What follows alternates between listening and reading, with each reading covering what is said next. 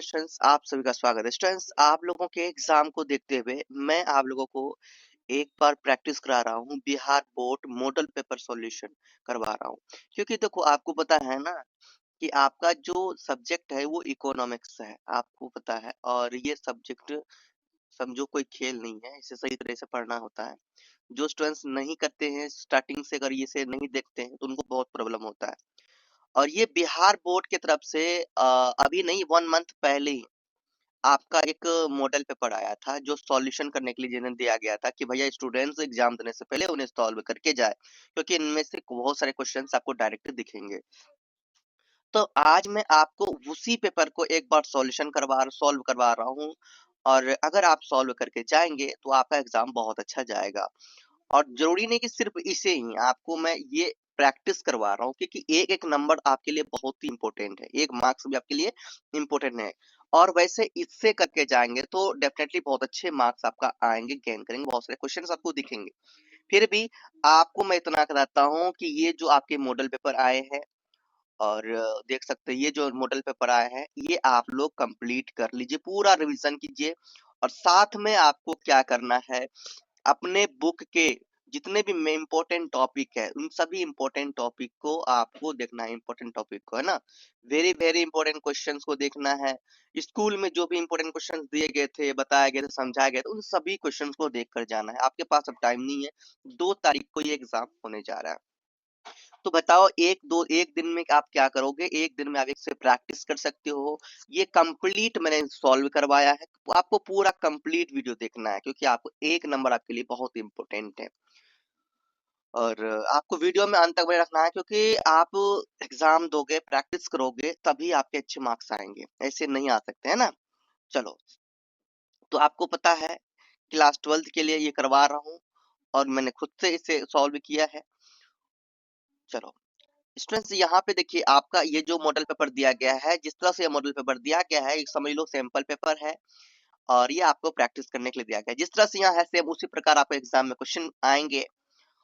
और देखिए टोटल आपको 138 क्वेश्चन दिए जाएंगे। टाइम दिया जाएगा 3 घंटे 15 मिनट का। ये बात आप देख लीजिए। 100 एमसीक्यू क्वेश्चन रहेंगे, 30 शॉर्ट क्वेश्चन रहेंगे, और 8 जो होंगे वो आपके लॉन्ग टाइप क्वेश्चन होंगे। ठीक, उसके बाद फुल मार्क्स आपको जो मिलेंगे वो 100 मार्क्स आपको देखने को मिलेंगे, फुल मार्क्स। ठीक, फुल मार्क्स आपका 100। अब यहाँ पे कुछ निर्देश दिया गया है, इस निर्देश को भी देख लीजिए। निर्देश क्या है, परीक्षार्थी जो है OMR उत्तर पत्रक पर अपना प्रश्न पुस्तिका क्रमांक 10 अंकों का क्या करें, अवश्य लिखें। ठीक है, तो क्या करें, अपना प्रश्न पुस्तिका क्रमांक अवश्य लिखे उत्तर पत्रक पर। ठीक है, तो भैया ये लिखने के लिए कहा गया है। तो भाई पुस्तिका क्रमांक अवश्य लिखना है आपको। ठीक है, बुकलेट सीरियल नंबर। अब दूसरा है, यहाँ पे क्या कह रहा है, परीक्षार्थी यथासंभव अपने शब्दों में उत्तर दे। मतलब इन क्वेश्चन में यहाँ साफ निर्देश दिया गया कि जो स्टूडेंट्स हो वो अपने अनुसार जो अनुभव सीखा है, जो उन्होंने साल भर में पढ़ा समझा, वो अपने अनुसार आंसर देना। ये नहीं कि रटे रटावे। रटे देखो, आंसर रट के लिए है तो भाई अलग वाली बात, वो तो लिखोगे, लेकिन अपने अनुसार लिखेंगे ना, ज्यादा बेस्ट होगा। खुद खुद से सोच के, यहाँ पे अगर खुद से सोच के लिखेंगे आपको अच्छे मार्क्स मिलेंगे। अब ये नहीं कि रटे रटे book copy paste copy paste copy paste नहीं, समझ के जाइए, अच्छे से अपने अनुसार लिखिए।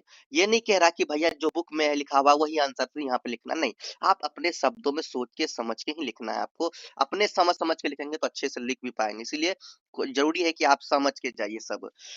दाहिने और हाशिए पर दिए हुए अंक पूर्णांक निर्दिष्ट करते हैं। मतलब कि आपको क्वेश्चन के आगे दाहिने तरफ आपको मार्क्स दिए जाएंगे, वही मार्क्स आपको देखना है कि कितने मार्क्स क्वेश्चन का कितना लिखना है। चलो, प्रश्नों को ध्यानपूर्वक पढ़ने के लिए आपको परीक्षार्थियों को 15 मिनट एक्स्ट्रा दिया गया है प्रश्न पत्र को पढ़ने के लिए। ठीक, प्रश्न पत्र 2 खंडों में बटा हुआ है, खंड अ और खंड ब। खंड अ में है आपका एमसीक्यू क्वेश्चंस, और खंड ब में है आपका सब्जेक्टिव क्वेश्चन। ठीक है, चलो आगे बढ़ते हैं। खंड अ में वस्तुनिष्ठ प्रश्न है, ये सब मैंने आपको बता दिया। और एमसीक्यू क्वेश्चंस जो है वो आपके 1 अंक वाले क्वेश्चन है, जिसे ओएमआर शीट में फिल करना है। चलिए, किसी प्रकार के इलेक्ट्रॉनिक सामान का यूज नहीं करना है, कोई भी, है ना, इलेक्ट्रॉनिक घड़ी हो, डिजिटल वॉच हो, है ना, और या फिर मोबाइल हो, कुछ भी हो ऐसा, एयरपोर्ट्स हो, है ना, एयरबड्स हो, तो इन सभी का किसी चीज का यूज नहीं करना है। चलो ये समझ गया। अब टाइम वेस्ट नहीं करते, स्टार्ट करते हैं। अब आप लोगों को करना क्या है, मेरे साथ आप लोग एक कॉपी ले लो, आप लोग पहले खुद आंसर देना, वीडियो को रोककर क्वेश्चन पढ़ लेना, वीडियो को रोककर चार ऑप्शन में से जो ऑप्शन आपका सही लग रहा है आपको आंसर, आप अपने अनुसार आंसर देना, फिर मैं जो बताऊंगा उससे आप लोग मिला लेना, तो आपको पता चल जाएगा मेरा कितना सही है कितना गलत है। 100 नंबर में देखिएगा आपका कितना सही हो रहा है, 100 नंबर में 100 क्वेश्चन में आपका क्या पता 100 में से कितने लोगों का कितना मार्क्स आ रहा है, ये हमें बताना, ये एमसीक्यू का मैं बोल रहा हूँ, ठीक है। तो आप देखिए 100 में आपका कितना सही हो रहा है। चलिए स्टार्ट करते हैं और कंटिन्यू वीडियो को वॉच करना। आपके एक एक मार्क्स आपके लिए इंपॉर्टेंट है, आपके एग्जाम का सवाल है, आपके लाइफ का सवाल है, पूरा वीडियो को अंत तक देखना। लास्ट में आपको मैं बताऊंगा ये पीडीएफ सॉल्यूशन का कैसे मिलेगा आपको। चलिए चलिए स्टार्ट करिए, जय मां सरस्वती, स्टार्ट कीजिए, स्टार्ट करते हैं। चलो वस्तुनिष्ठ प्रश्न। प्रश्न संख्या 1 से 100 तक प्रत्येक प्रश्न के साथ 4 विकल्प दिए गए हैं, जिनमें से एक सही है। अपने द्वारा चुने गए सही विकल्प को ओ अमर शीट पर क्या करना है, चिन्हित करना है। केवल 50 प्रश्न के उत्तर ही आपको देना है। यहाँ पे क्वेश्चन 100 दिए जाएंगे, बट आपको 100 में से किसी 50 क्वेश्चन का आपको जवाब देना है। लेकिन हम तो प्रैक्टिस कर रहे हैं, हमें तो सारा करना ही होगा। सो स्टार्ट करते हैं। आपके सामने फर्स्ट क्वेश्चन है, एक कप चाय की कीमत किस अर्थशास्त्र की विषय वस्तु है। समष्टि अर्थशास्त्र, व्यष्टि अर्थशास्त्र, अंतरराष्ट्रीय अर्थशास्त्र, इनमें सभी।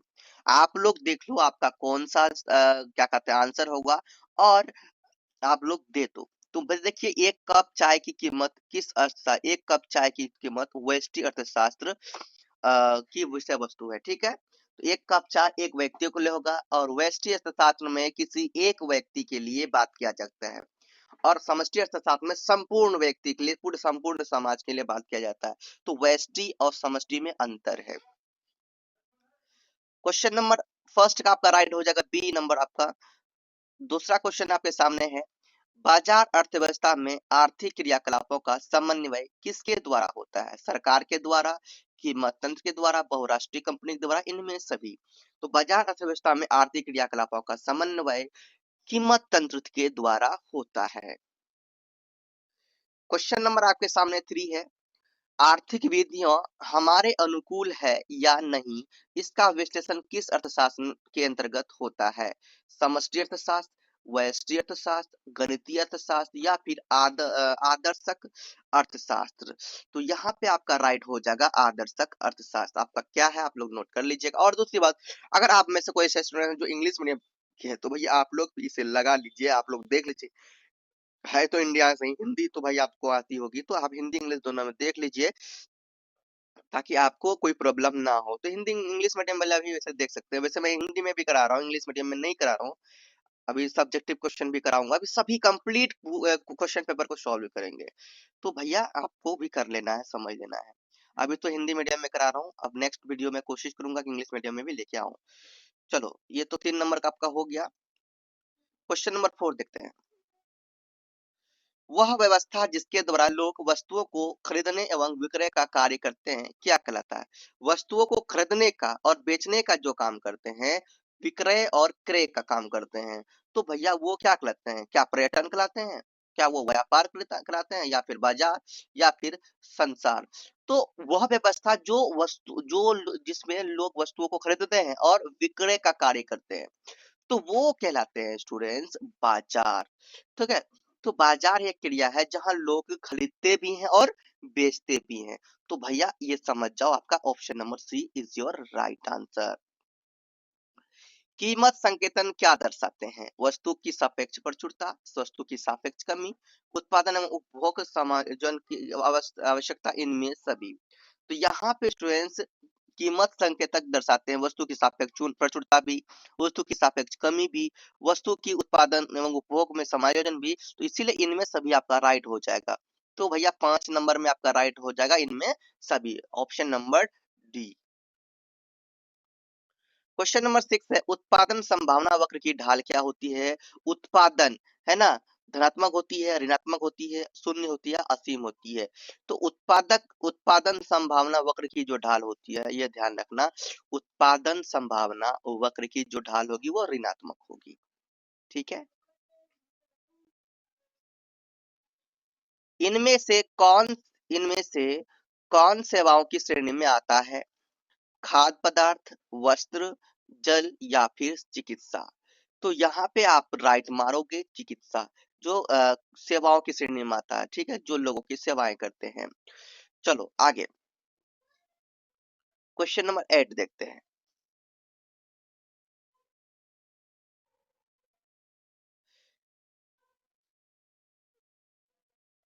उपभोग की वस्तुएं अधिक मात्रा में उत्पादित की जाए या फिर निवेशक परक वस्तुएं, यह क्या है? अर्थव्यवस्था की केंद्रीय समस्या, उपभोग की समस्या, लाभ कमाने की समस्या, या इनमें सभी? आपका राइट हो जाएगा अर्थव्यवस्था की केंद्रीय समस्या। क्वेश्चन नंबर 9 है, आर्थिक समग्रों के माध्यम से पूरी अर्थव्यवस्था को समझने का प्रयास क्या है? व्यष्टि अर्थशास्त्र, समष्टि अर्थशास्त्र, अंतरराष्ट्रीय व्यापार, या फिर हमारी नादानी? क्वेश्चन को ध्यान से समझेंगे फिर आपको आंसर देना है। कह रहे हैं आर्थिक समग्रों के माध्यम से पूरी अर्थव्यवस्था को समझना। तो भैया पूरी अर्थव्यवस्था को समझना जिसमें पूरी बात हो, है ना, किसके अनुसार? आर्थिक समग्रों के अनुसार पूरी अर्थव्यवस्था को समझने की जिसमें बात हो, आप ये समझ जाना, वो जिसमें पूरी बात हो ये समझना कि वो समष्टि में आएगा। ठीक है, व्यष्टि में किसी व्यक्तिगत तरीके से व्यक्तिगत लोगों के बारे में बात किया जाएगा, लेकिन समष्टि में संपूर्ण लोग, संपूर्ण वर्ल्ड के अकॉर्डिंग जितने भी लोग हैं, समाज में जितने भी लोग हैं, सब आ जाएंगे। तो जिसमें पूरी अर्थव्यवस्था की बात किया जाए तो वो समष्टि अर्थशास्त्र में आएंगे। क्वेश्चन नंबर 10 है आपके सामने, देखिए क्वेश्चन नंबर 10 है स्टूडेंट, आर्थिक विधियां कैसे कार्य करती है? इसका अध्ययन किसके द्वारा किया जाता है? सकारात्मक अर्थशास्त्र, आदर्शात्मक अर्थशास्त्र, तर्कात्मक विश्लेषण, या फिर इनमें से कोई नहीं? तो राइट हो जाएगा सकारात्मक अर्थशास्त्र। Option number A is your right answer. उन सभी वंडलों उन सभी वंडलों का संग्रह जो उपभोक्ता वर्तमान बाजार की कीमत पर अपनी आय से खरीद सकता है, क्या कहलाता है? तो भैया अपना वर्तमान कीमत पर, है ना, वो खरीद सकता है। तो भैया उसके पास जो रहेगा वही तो कोई चीज को खरीद पाएगा, है ना, कोई बंडल को खरीद पाएगा। तो भैया उनके पास ये किसको दर्शाएगा, क्या दर्शाएगा? बजट सेट को दर्शाएगा कि उसके पास बजट कितना है। Option number A is your right answer.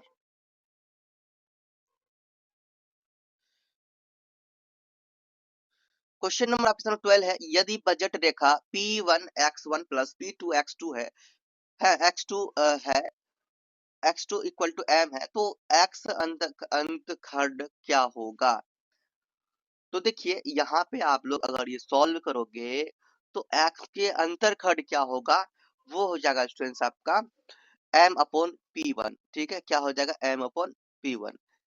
ठीक, बजट रेखा और ये प्राइस, क्या भाई, प्राइस के अकॉर्डिंग। अब यहाँ पे देखिए स्टूडेंट्स, आपको यहाँ थोड़ा सा सॉल्यूशन दिखा दूं।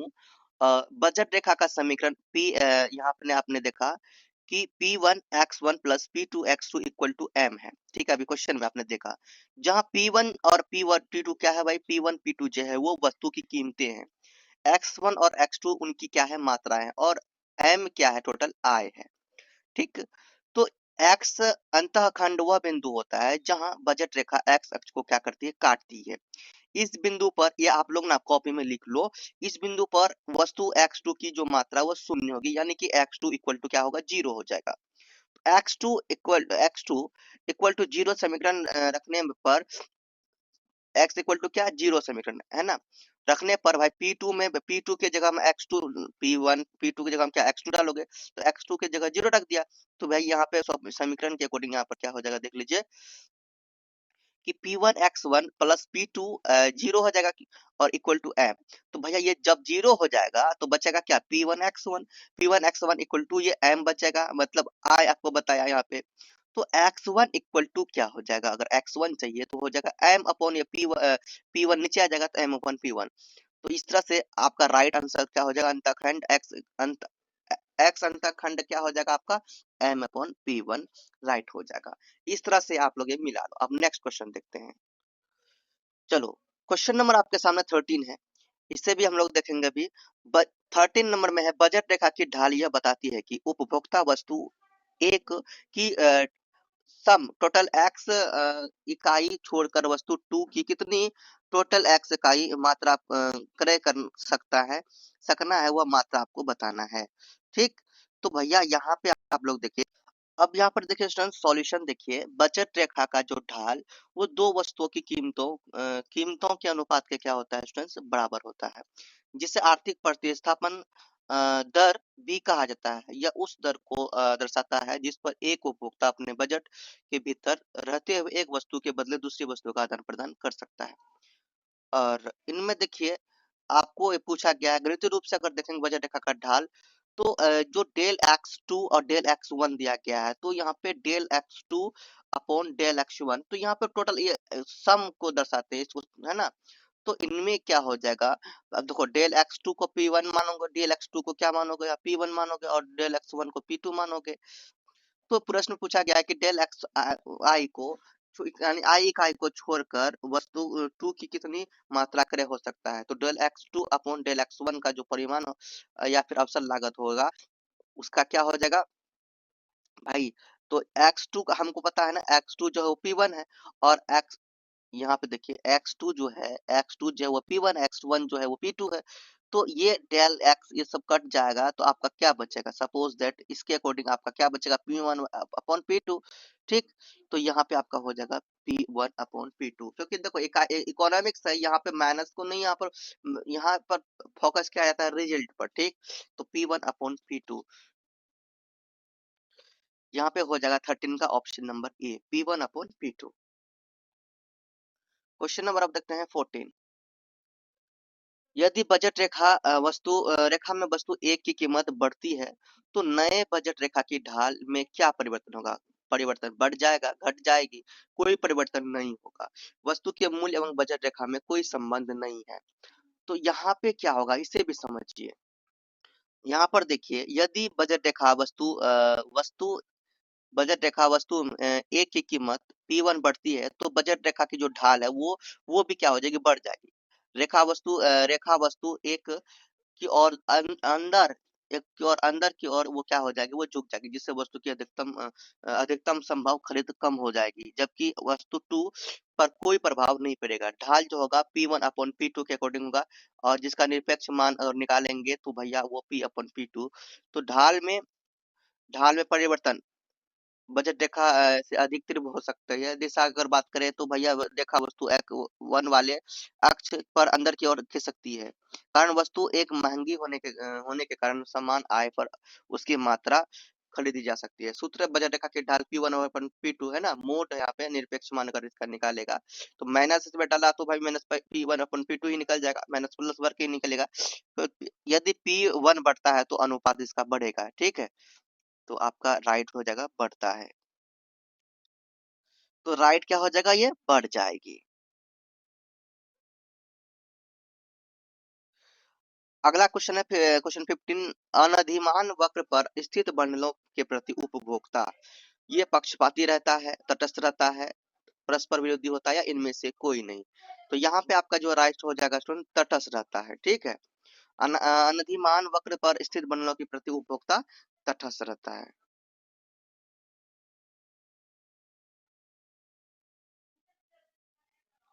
अनाधिमान वक्र की ढाल सामान्यतः क्या होती है, ऋणात्मक, मूल बिंदु की ओर उत्तल, घटती हुई, या फिर इनमें सभी। तो ये जो होगा राइट देखो अनाधिमान वक्र की ढाल सामान्यतः जो होगी वो ऋणात्मक भी हो सकता है, मूल बिंदु की ओर उत्तल भी, या घटते हुए भी। तो ये आपका राइट हो जाएगा इनमें सभी। तो फिर 16 नंबर में ऑप्शन नंबर डी राइट हो जाएगा। 17 नंबर में है अर्थशास्त्र में साधारणतः उपभोक्ता को कैसा व्यक्ति माना जाता है। बुद्धू। अर्थशास्त्र में साधारणतः उपभोक्ता को कैसा व्यक्ति माना जाता है, बुद्धू, युक्तिशील, चालाक, या फिर भ्रांत या विमुख। तो यहाँ पे आपका सही जवाब हो जाएगा भाई युक्तिशील। 17 का option number B. Question number आपका 18 है किसी वस्तु की मांग इनमें किसी अवयव पर निर्भर करती है। वस्तु की कीमत, उपभोक्ता की आय, उपभोक्ता की अभिरुचि, या इनमें सभी। तो किसी वस्तु की मांग इनमें किस अवयव पर निर्भर करती है, तो वस्तु की कीमत पे भी निर्भर करेगा, उपभोक्ता की आय पर भी, उपभोक्ता की अभिरुचि पर भी। तो भैया ये तो सभी हो जाएगा ना, तो यहाँ पे ऑप्शन नंबर क्या हो जाएगा, डी हो जाएगा इनमें सभी। क्वेश्चन नंबर 19 है, मांग वक्र किसके बीच संबंध को दर्शाता है, वस्तु के मूल्य एवं मांग की मात्रा, उपभोक्ता की आय एवं वस्तु के मांग की मात्रा, उपभोक्ता की अभिरुचि एवं मांग की मात्रा, इनमें से कोई नहीं। तो यहाँ पे राइट हो जाएगा स्टूडेंट्स ऑप्शन नंबर ए, वस्तु के मूल्य एवं मांग की मात्रा। इनमें कौन मांग के नियम का अपवाद है, समान वस्तुएं, घटिया वस्तुएं, गिफेन वस्तुएं, या इनमें सभी। देखिए आप लोग ये नहीं जानते समान वस्तु क्या होता है, गिफेन वस्तुएं क्या होता है, और घटिया वस्तुएं क्या होता है, तो ये आप लोग अपना बुक में देख सकते हैं, वहाँ आपके बुक में साफ साफ लिखा होगा। तो यहाँ पे आपका राइट हो जाएगा ऑप्शन नंबर सी, गिफेन वस्तु, जो मांग के नियम का अपवाद है। आप गिफेन वस्तु क्या अगर जानना चाहते हैं तो मैं आपको दिखा देता हूँ। यहाँ पे आप लोग लिख लीजिए गिफेन वस्तु क्या है, ठीक है। गिफेन वस्तुएं वे घटिया या निम्न स्तरीय उत्पाद है जिनकी मांग उनकी कीमत बढ़ने पर घटती है। लिख लीजिए आप लोग, घटने की और कीमत घटने की पर घटती है, जो समान मांग के नियम के क्या है विपरीत है। ये अनिवार्य गैर विलासिता वस्तुएं जैसे मुख्य भोजन होती है, जिनकी कोई निकटतम विकल्प नहीं होता है, जिसके कारण आय कम होने पर इनकी खपत बढ़ जाती है। ठीक है, आप लोग लिख लीजिए। क्वेश्चन नंबर आपके सामने 21 है, एक रैखिक मांग वक्र की ढाल सही विवरण क्या है, हर बिंदु पर समान, सभी बिंदुओं पर अलग अलग, कुछ बिंदुओं पर अलग एवं कुछ बिंदुओं पर समान, और ये फिर धनात्मक। तो यहाँ पे आपका राइट हो जाएगा स्टूडेंट्स ऑप्शन नंबर ए, कि हर बिंदु पर समान।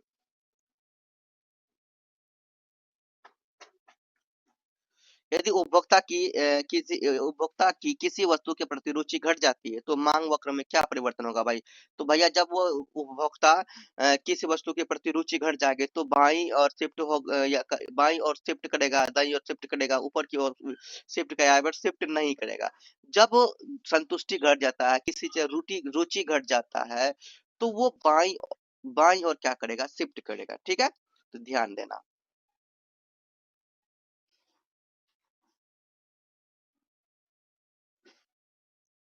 अलग अलग वक्रों के समस्तरीय मांग वक्रों को जोड़ने से क्या प्राप्त होता है, पूर्ति वक्र, संप्राप्ति वक्र, लागत वक्र, या बाजार मांग वक्र। तो आपका राइट हो जाएगा बाजार मांग वक्र। टाइम नहीं है स्टूडेंट्स, आप लोग फटाफट इसका कीजिए। इनमें से किसी वस्तु की मांग की लोच, तो किसी वस्तु की मांग की लोच एक से अधिक है तो वो खाद्य पदार्थ कहलाएगा, आरामदायक वस्तु कहलाता है, विलासिता की वस्तु कहलाएगा, या इनमें से सभी। तो भैया अगर किसी वस्तु के मांग लोच से, देखो हम ये आपको लास्ट अब सब्जेक्टिव में ये बताएंगे, है ना, ये तीनों को बताएंगे। ठीक है, अगर देखो अगर ये है, ठीक है, अगर ये है, फिर ये अगर ये है, तो इन तीनों का क्या मतलब होगा अभी आपको सब्जेक्ट में बताऊंगा। ठीक, तो इनमें किस वस्तु के मांग की लोच एक से अधिक है, वो है विलासिता की वस्तुएं। ठीक है, कौन सी वस्तु, विलासिता के। इनमें किस कारक को हम अल्पकाल में नहीं परिवर्तित कर सकते, श्रम को, उर्वरक खाद को, सिंचाई को, या मशीन ट्रैक्टर को। तो यहाँ पे आपका राइट हो जाएगा option number D, machine tractor को। कह रहा है कि हम अल्पकाल में नहीं परिवर्तित कर सकते। ठीक,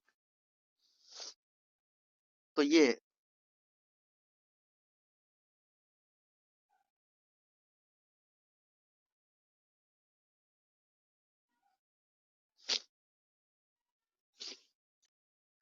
अब यहाँ पे देखिए सम क्यू, है ना, यानी डेल क्यू अपॉन डेल एक्स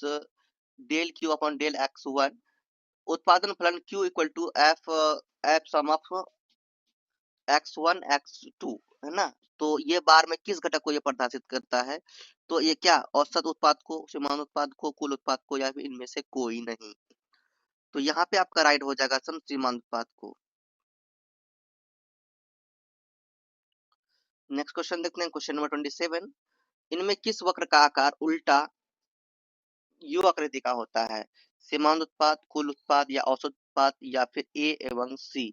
तो ये कौन होता है, तो भैया वो आपका हो जाएगा सीमांत उत्पाद और फिर औसत उत्पाद। ठीक है, जब ये दोनों होगा तो option number D is your right answer.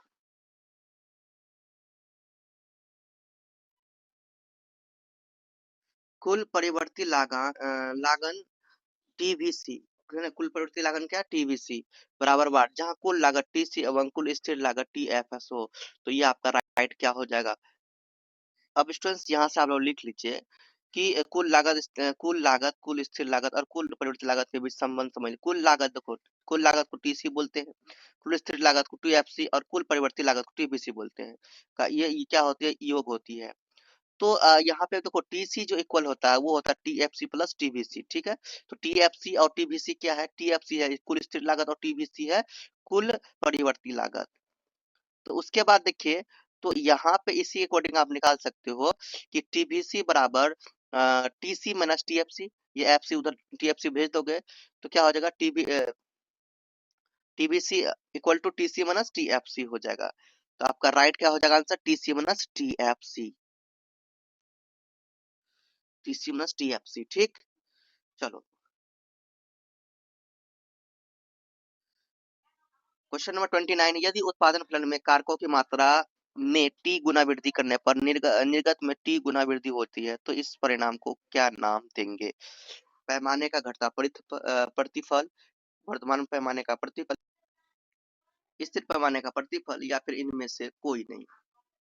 तो यहाँ पे आपका राइट हो जाएगा स्टूडेंट्स ऑप्शन नंबर सी, स्थिर पैमाने का प्रतिफल।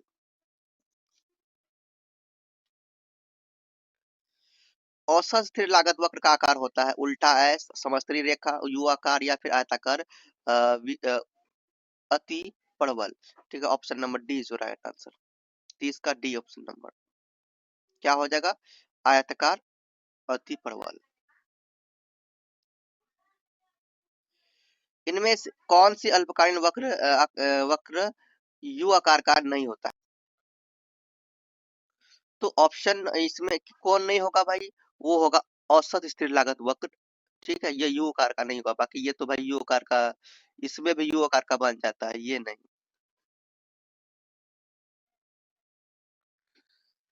औसत लागत वक्र किसका योग होता है, औसत स्थिर लागत, औसत परिवर्ती लागत, सीमांत लागत या केवल ए एंड बी। तो ये आपका हो जाएगा स्टूडेंट्स। देखो, औसत लागत वक्र का योग किसका योग होता है, औसत स्थिर लागत और औसत परिवर्ती लागत दोनों का, तो केवल ए और बी। ठीक है, ये राइट है। इनमें कौन वक्र उल्टे यू आकार का नहीं होता, सीमांत उत्पादन वक्र, औसत उत्पादन वक्र या कुल उत्पादन वक्र, या इनमें से कोई नहीं। ऑप्शन नंबर डी हो जाए कुल उत्पाद वक्र। यदि F into T X one comma T X two है ना, तो यहाँ पे आप देखिए ग्रेटर देन होंगे, किन से ग्रेटर देन होंगे, T F X one X two. तो ये किसके पैमाने प्रतिफल को दर्शाता है, तो भैया वो दर्शाता है आपका वर्धमान। ठीक है, वर्धमान प्रतिफल को।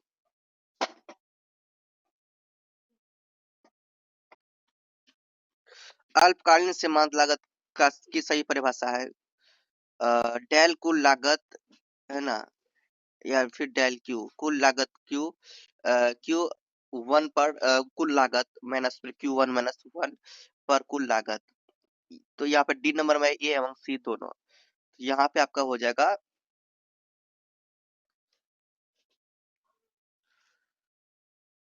यहाँ पे जो होगा कुल लागत अपॉन डेल क्यू, और क्यू वन पर कुल लागत माइनस क्यू वन पर कुल लागत माइनस क्यू माइनस वन पर कुल लागत, ये राइट है। तो ए और सी आपका राइट होगा, तो ए और सी राइट है, ऑप्शन नंबर डी जो है ए और सी है ना, तो ये ऑप्शन नंबर डी राइट हो जाएगा।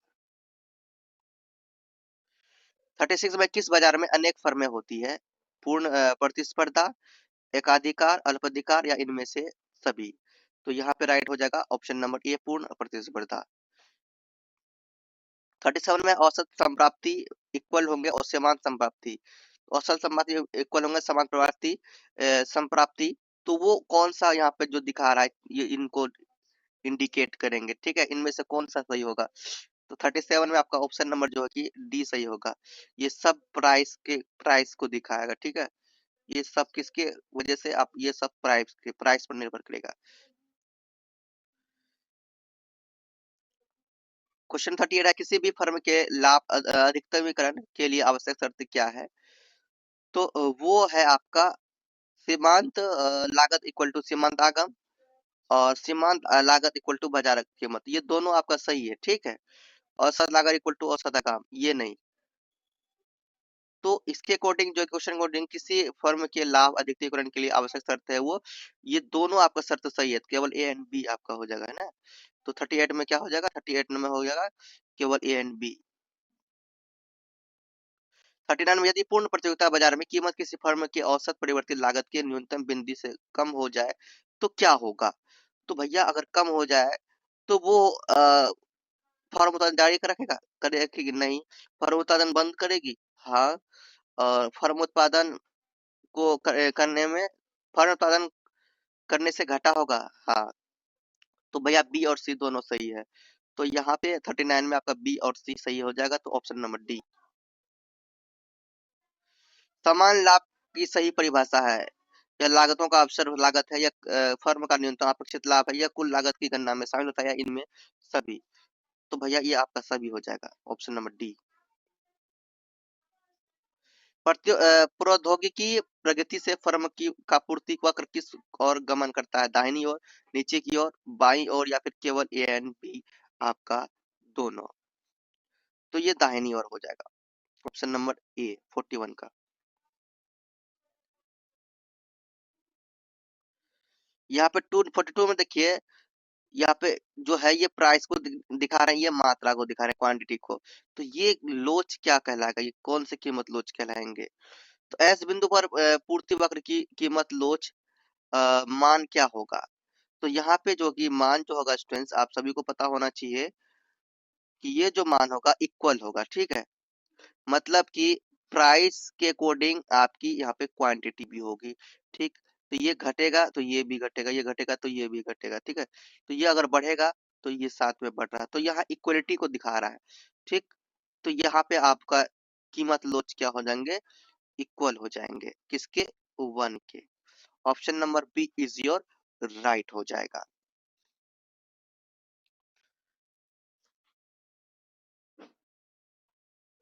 इनमें इनमें से किस बाजार की फर्म कीमत स्वीकारक होती है? एकाधिकार, अल्पाधिकार, पूर्ण प्रतिस्पर्धा, पूर्ण प्रतिस्पर्धा, एकाधिकार, प्रतियोगिता। आपका राइट हो जाएगा पूर्ण प्रतिस्पर्धा, ऑप्शन नंबर सी। 44 नंबर में है, पूर्ण प्रतिस्पर्धी बाजार में किस शक्ति द्वारा असंतुलन दूर किया जाता है?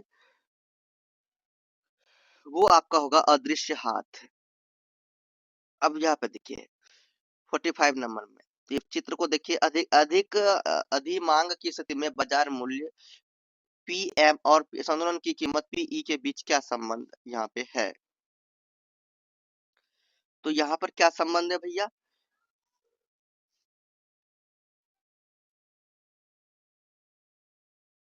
यहाँ पे चार ऑप्शन दिया गया है, पीई, पीई जो है ग्रेटर देन होंगे पीएम के, पीएम इक्वल होंगे पीई के, पीएम ग्रेटर देन होंगे पीई के, और पीएम ग्रेटर देन होंगे greater than, sorry less than होंगे P and PE, less than and equal होंगे पीई के। तो अब यहाँ पे देखिए, चित्र को देखिए तभी पता चलेगा।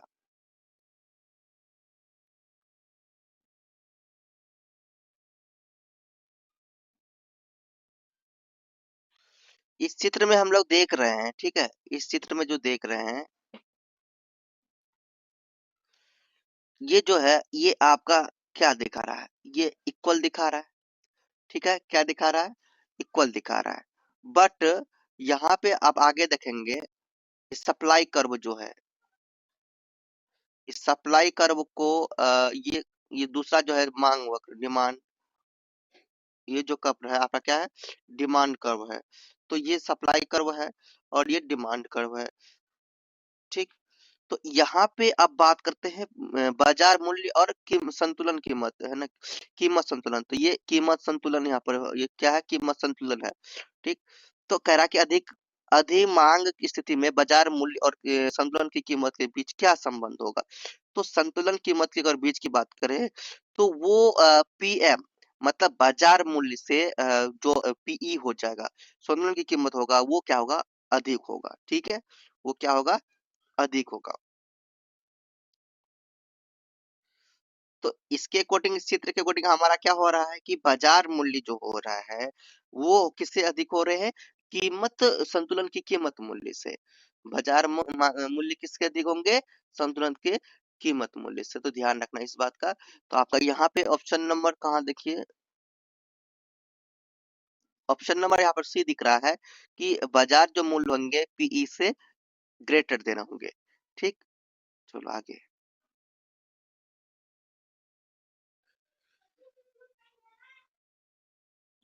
यदि मांग वक्र बाईं ओर शिफ्ट करता है और पूर्ति वक्र भी बाईं ओर शिफ्ट करता है तो संतुलन मात्रा में क्या परिवर्तन होगा? तो संतुलन मात्रा में जो परिवर्तन होगा वो होगा कमी आएगी। 47 में आप इस चित्र को देखिए। क्या है? इस चित्र को देखिए। चित्र को इनमें कौन निम्नतम निर्धारित मूल्य है? निम्नतम तो भैया आपको निम्नतम तो है पी, है ना? पी नॉट यहाँ पे है तो आपका राइट क्या हो जाएगा? ये पी निम्नतम के बारे में करा है कि निर्धारित मूल्य को दर्शाता है चित्र को अकॉर्डिंग। तो ये आपका हो जाएगा ऑप्शन नंबर सी। क्या होगा? ऑप्शन नंबर सी।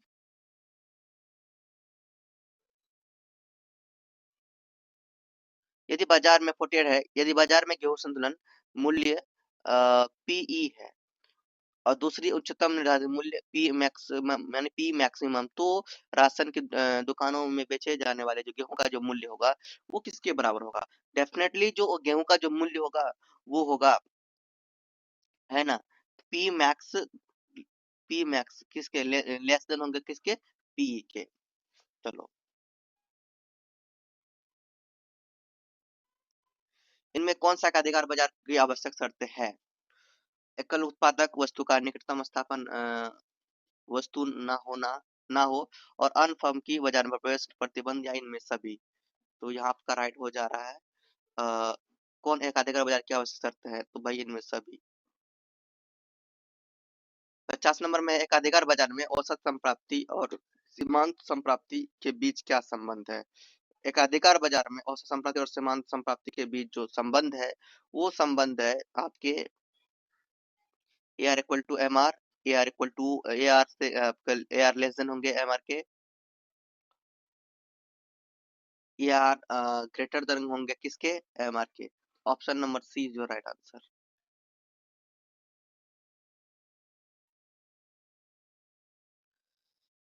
51 नंबर में है मुद्रास्फीति किस अर्थशास्त्र की विषय वस्तु है? राष्ट्रीय आय अर्थशास्त्र, अंतरराष्ट्रीय अर्थशास्त्र, वैश्विक अर्थशास्त्र, समष्टि अर्थशास्त्र। मुद्रास्फीति किस अर्थशास्त्र की विषय वस्तु है? वो है भैया आपका समष्टि अर्थशास्त्र की। ठीक, किस अर्थव्यवस्था के विभिन्न उत्पादन इकाइयों के कुल उत्पादन कीमत स्तर एवं रोजगार के स्तर के बीच कैसा संबंध है? ये आपका है ऑप्शन नंबर ए, निकट। समष्टि अर्थशास्त्र में निर्णयकर्ता क्या करने का प्रयास करता है? आर्थिक संसाधनों का परिनियोजन, सार्वजनिक आवश्यकताओं की पूर्ति, जनता का कल्याण या फिर इनमें सभी। तो यहाँ पे हो जाएगा इनमें सभी। भैया स्टूडेंट्स टाइम कम रहने की वजह से मैं थोड़ा जल्दी करा रहा हूँ। आप लोग ऑप्शन को मिला लीजिए, आप लोग प्रैक्टिस कीजिए एक बार। महामंदी के दौरान 1929 से 1933 के बीच अमेरिका की बेरोजगारी दर 3% से बढ़कर कितनी प्रतिशत हो गई? 6%, 12%, 25% या 33%? तो भैया ये जो पीडीएफ मैं आपको क्वेश्चन का पीडीएफ दे दूंगा, अगर इसे इसका सॉल्यूशन चाहिए, कंप्लीट सॉल्यूशन चाहिए, वो आपको व्हाट्सएप में मिलेगा। व्हाट्सएप नंबर आपको डिस्क्रिप्शन में दिए होंगे, व्हाट्सएप में मैसेज करना, आपको मिलेंगे। फिर कंप्लीट सॉल्यूशन के लिए आपको ये परचेज करना होंगे, ये यानी कि शुरू पूरा कंप्लीट सॉल्यूशन के लिए तो पीडीएफ परचेज करने होंगे जो व्हाट्सएप में आपको मिलेंगे। भाई एक एक मार्क्स आपके लिए बहुत इंपॉर्टेंट है, आप लोग व्हाट्सएप से डायरेक्टली परचेज कर सकते हैं। ठीक है, आपको लास्ट में सब बताया जाएगा।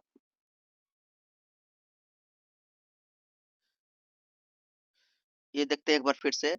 महामंदी के दौरान 1929 से 1933 के बीच अमेरिका में बेरोजगारी दर 3% से बढ़कर कितनी प्रतिशत हो गई थी? तो महामंदी के दौरान 1933 में अमेरिका में बेरोजगारी दर 3% से बढ़कर वो हो गई थी 25%। इनमें कौन सा साधारण बाजार की अनिश्चितता का सामना करता है? भूमि मालिक, पूंजीपति, श्रम या फिर उद्यमी? तो यहाँ पे हो जाएगा आपका उद्यमी। पूंजी निवेश किस क्षेत्र का कार्य है? सरकारी क्षेत्रक, उत्पादन क्षेत्रक, बाह्य क्षेत्रक या फिर बी एवं सी दोनों? तो यहाँ पे आपका जो हो जाएगा ऑप्शन नंबर बी उत्पादन क्षेत्र, उत्पादन क्षेत्रक। टैरिफ इनमें से किस पर लगाया जाता है? निर्यात पर, पूंजी निवेश पर, आयात पर या फिर महंगाई पर? आयात पर लगाए जाते हैं, ऑप्शन नंबर सी। भारत कैसी अर्थव्यवस्था है? बंद, खुली, विदेशी निवेश के लिए बंद या संरक्षित? तो भारत जो है वो है आपका खुली अर्थव्यवस्था। श्रम का क्रय किस दर पर किया जाता है और उसे क्या कहते हैं भैया? तो भैया उसे आपका कहते हैं मजदूरी दर की दर। परिवार कौन कौन से अधिक निर्णय लेता है? उपभोग, बचत, कर अदा करने या फिर इनमें सभी? तो आपका राइट हो जाएगा इनमें सभी। इनमें कौन टिकाऊ उपभोक्ता वस्तु है? रोटी, मक्खन, भिंडी या फिर फ्रिज? कौन टिकाऊ वस्तु है? आप नाम से पता चलता है टिकाऊ। तो भैया ये फ्रिज है ना। मक्खन 2 दिन 4 दिन में खराब हो जाएगा, ठीक है, रखोगे तो, है ना, 4 दिन 5 दिन 10 दिन महीना में। रोटी खराब हो जाएगा भाई, 2 दिन से ज्यादा रखोगे, भिंडी भी खराब हो जाएंगे, लेकिन ये फ्रिज लॉन्ग टाइम चलेगा आपका। 62 में है उपहार स्वरूप प्रकृति के से संपदा क्या कहलाती है? जंगल, खेत, नदी या फिर भूमि? आपका राइट हो जाएगा भूमि, है ना। प्रकृति से उपहार स्वरूप हमें मिला यहाँ पे इनमें से। ऐसे 63 नंबर है, ऐसी वस्तुएं जिनका अंतिम उपभोग उपभोक्ता द्वारा किया जाता है क्या कहलाता है? तो ये कहलाते हैं भैया अंतिम वस्तुएं। सी है आहार, वस्त्र तथा मनोरंजन सेवाएं जिनका उपभोक्ता द्वारा क्रय किया जाता है उन्हें क्या कहते हैं? पूंजीगत वस्तुएं, मध्यवर्ती वस्तुएं, उपभोग वस्तु या फिर इनमें से कोई नहीं? तो यहाँ पे आपका हो जाएगा ऑप्शन नंबर सी उपभोग वस्तुएं।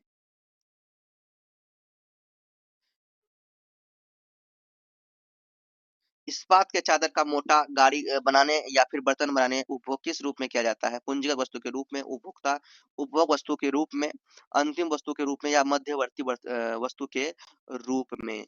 तो यहाँ पे आपका हो जाएगा ऑप्शन नंबर डी मध्यवर्ती वस्तु के रूप में। एक 3 क्षेत्रीय अर्थव्यवस्था में कारक सेवाएं किस क्षेत्र द्वारा प्रदान किया जाता है? प्रमोद द्वारा, सरकार द्वारा, परिवार द्वारा, इनमें से कोई नहीं? तो आपका राइट हो जाएगा स्टूडेंट्स यहाँ पे परिवार द्वारा। अर्थव्यवस्था में उत्पादन प्रक्रम से क्या-क्या सृजित होता है? तो वो होता है स्टूडेंट्स उपभोक्ता वस्तुओं एवं सेवाएँ, ये भी सही है। कारक आय, लाभ, मजदूरी इत्यादि, ये भी सही है। पूंजी वस्तुओं का पूंजीगत वस्तुओं का तो भैया इनमें से इनमें सभी आपका डी नंबर ऑप्शन सही हो जाएगा यहाँ में।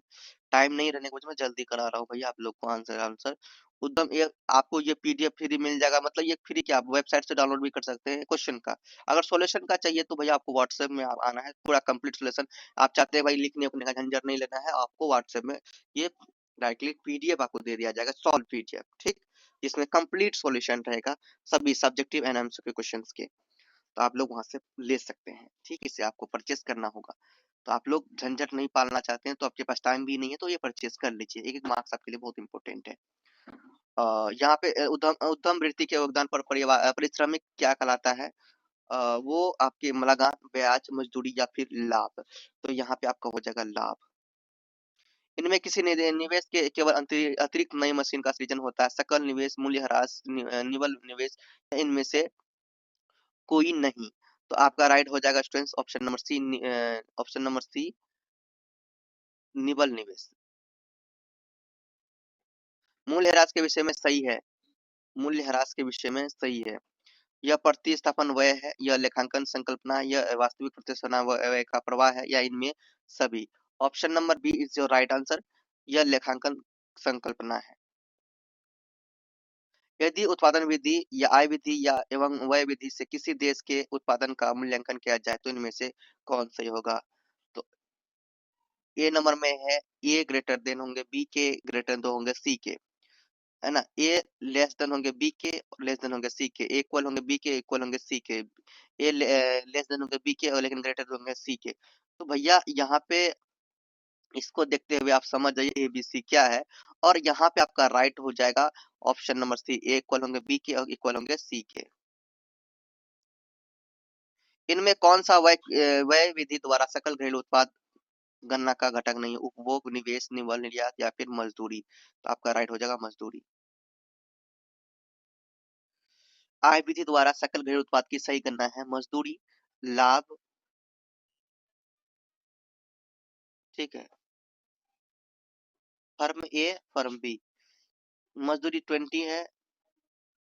मजदूरी अगर 20 का हो रहा है तो फर्म बी, फर्म ए में क्या हो रहा है 20 मजदूरी, और फर्म बी में 60 हो रहा है। लाभ हो रहा है 30 का फर्म ए में, फर्म बी में 90 का हो रहा है। तो क्या कह रहा है कि आय विधि द्वारा सकल घरेलू उत्पाद की सही गणना यहाँ पर क्या होगा? क्या होगा सही गणना?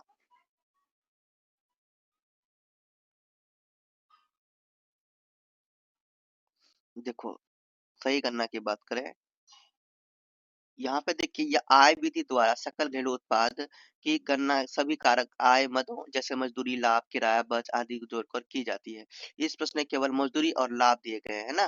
तो फर्म ए की कुल कारक आय जो है वो देखिए, तो फर्म ए की कुल कारक आय है ए प्लस ए, जो है 50, 20 प्लस 30 50 है ना। फर्म बी के पास देखो बी प्लस बी, तो फर्म बी के पास 60 प्लस 90 150 है, ठीक। 150 है, तो इनके जीडीपी के अकॉर्डिंग सबको जोड़ दिया जाए 50 प्लस 150 आपका कितना आएगा 200, ठीक। तो सही गणना आपका यहाँ पर क्या हो जाएगा 200। ऑप्शन नंबर डी आपका राइट हो जाएगा। 74 में साधन लागत पर सकल घरेलू उत्पाद में बाजार कीमत पर जीडीपी की अपेक्षा क्या घटाया जाता है? मूल्यह्रास, अप्रत्यक्ष कर या निविल अप्रत्यक्ष कर या फिर उत्पादन? तो यहाँ पे आपका जो राइट हो जाएगा वो हो जाएगा ऑप्शन नंबर सी, निवल अप्रत्यक्ष कर। यदि मौद्रिक सकल घरेलू उत्पाद जीडीपी है और वास्तविक घरेलू उत्पाद जीडीपी है ना, स्मॉल जीडीपी है, तो सकल घरेलू उत्पाद की अस्फीति क्या होगा, या फॉर्मूला देखिए क्या हो सकता है, ठीक। तो यहाँ पे है GDP upon small capital GDP upon small GDP, और GDP into GDP into GDP into GD capital GDP into small GDP, और इंटू के 100 के। तो ये भैया ये दोनों आपके सही है ना। तो बट बाकी स्मॉल जीडीपी ऊपर नहीं जाएगा, तो ऑप्शन नंबर ए और बी दोनों सही है। तो यहाँ पे राइट क्या हो जाएगा 3075 में ऑप्शन नंबर ए, वो सॉरी ऑप्शन नंबर डी। भविष्य के लिए धन संचय का कार्य किस रूप में होता है? सोना, संपत्ति, बंद पत्र या फिर मुद्रा? तो राइट हो जाएगा आपका मुद्रा। 77 नंबर में है, इनमें कौन सा मुद्रा कार्य नहीं है? लेखा की इकाई, विनिमय का माध्यम, मुद्रास्फीति, अपना अपना मूल्य संचय?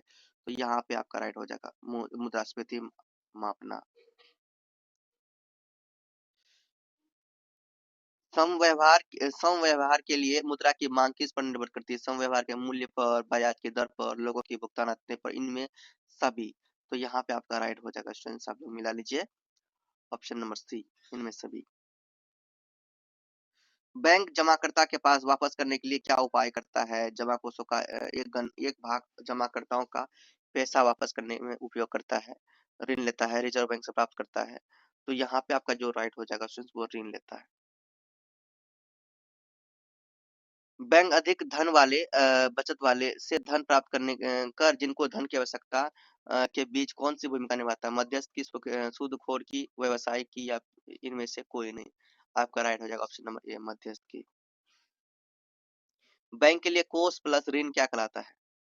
नेटवर्क, देनदारियां, जमाएं या फिर आस्तियां? तो यहाँ पे आपका राइट हो जाएगा देनदारियां। करेंसी प्लस मांग जमाएं dash equal to what? Currency plus मांग जमाएं आपका यहाँ पर हो जाएगा M1। सीमा अनिवार्यता क्या है? साख नियंत्रण का मौद्रिक उपाय, निर्णय ऋण देने की सीमा, साख नियंत्रण का गुणात्मक उपाय, या फिर इनमें सभी? तो यहाँ पे आप लगा दीजिए सी नंबर ऑप्शन, साख नियंत्रण का गुणात्मक उपाय। स्टूडेंट टाइम नहीं रहने की वजह से मैं जल्दी कर रहा हूँ थोड़ा सा। समीकरण यहाँ पे दिया है mdt इक्वल टू kt में क्या अंतर है, में kt में क्या k क्या है, तो भैया वो आपका हो जाएगा ऑप्शन नंबर यहाँ पे बी। मुद्रा वह स्टॉक है जो किसी एक समय लोग रखना चाहते हैं।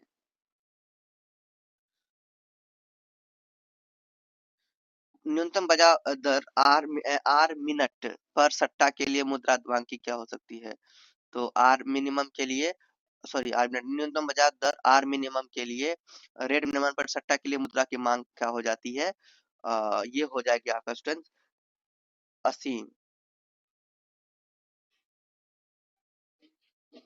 विमुद्रीकरण किस वर्ष हुआ था, तो विमुद्रीकरण जो हुआ था 2016 में हुआ था।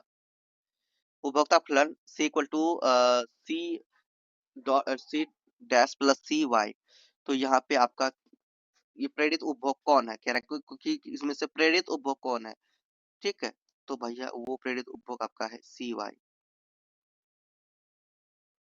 सीमांत उपभोग प्रवृत्ति की सही परिभाषा क्या है ना, फॉर्मूला के अकॉर्डिंग आपका सही परिभाषा हो जाएगा option number B, del C upon del Y.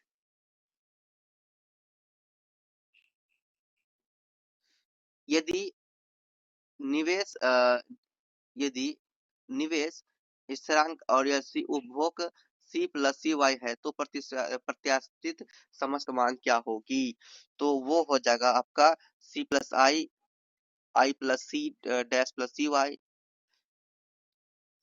ए डैश प्लस सी वाई, जहाँ ए डैश इक्वल होंगे सी प्लस आई के, तो इनमें सभी आपका राइट हो जाएगा। सीमांत बचत प्रवृत्ति की सही परिभाषा क्या है, सीमांत बचत प्रवृत्ति की सही परिभाषा del S upon del Y. स्वायत्त व्यय गुणक का मान क्या होता है, 1/1 वन अपॉन एमपीसी 1 अपॉन, देखो सॉरी एमपीएस, तो ये ए और बी दोनों आपका सही है, तो ऑप्शन नंबर डी आपका राइट हो जाएगा। निम्नलिखित में से कौन सा सार्वजनिक वस्तु नहीं है, तो वो आपके हो जाएंगे कार। निजी वस्तुओं की तरह सार्वजनिक वस्तुएं क्या होती है, वो प्रतिद्वंदात्मक होती है। इनमें कौन सा राजस्व व्यय है, इनमें कौन सा राजस्व व्यय है, विविध सेवा, ऋण ब्याज अदायगी, राज्य सरकारों को दिया गया अनुदान, इनमें सही राइट हो जाएगा इनमें सभी।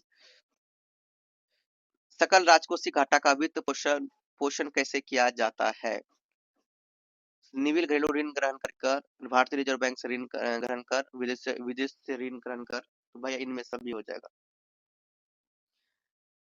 संतुलित बजट गुणक क्या होता है, यहाँ पे आपके चार ऑप्शन है, ठीक है, तो यहाँ पे देखिए चार ऑप्शन में से ये भी नहीं है ये भी नहीं है, आपका ऑप्शन नंबर सी राइट है 1। इनमें किस माध्यम से खुली अर्थव्यवस्था का जुड़ाव विश्व अर्थव्यवस्था में होता है, निर्गत बाजार, श्रम बाजार, वित्तीय बाजार, या फिर इनमें सभी, तो यहाँ पे जो आपके राइट हो जाएंगे डी नंबर, इनमें सभी। इनमें कौन चालू खाते का घटक नहीं है, निवेश, वस्तु का व्यापार, सेवा का व्यापार, या फिर अंतरण भुगतान, तो आपका है राइट ऑप्शन नंबर ए निवेश। अदायगी संतुलन में घाटे से आधिकारिक कोषों में क्या परिवर्तन होता है, कमी आती है, वृद्धि होती है, अपरिवर्तित हो रहता है, इनमें से इनके मध्य कोई संभव नहीं है, तो ये हो जाएगा ऑप्शन नंबर ए कमी आती है। और लास्ट क्वेश्चन है एमसीक्यू के, बाजार शक्तियों जैसे मांग एवं पूर्ति में परिवर्तन के कारण विदेशी विनिमय दर में कमी को क्या कहते हैं, वो कहेंगे सर मूल्य ह्रास। इस तरह से मैंने सभी एमसीक्यू क्वेश्चंस करवा दिए हैं, और बाकी आपके आगे जो है